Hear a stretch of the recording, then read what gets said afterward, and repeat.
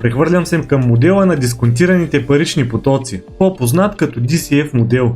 Той взема предвид изминалите 10 години в движението на свободните парични потоци и калкулира какво ще е движението за следващите 10 години напред. Докато все още сме отворили Yahoo Finance, можем да влезем и набързо да вземем параметрите за пари и еквиваленти. Ще ги открием на Financials, Balance Sheet, Total Assets, Current Assets и ето ги, Cash and Cash Equivalents. Ако се чудите защо превеждам всичко на български, това е заради страхотният ми английски. Не ме съдете, толкова си мога. Копираме последните данни и ги поставяме в калкулатора. Целият дълг отново ще вземем от същото място. Total Debt 34 милиарда.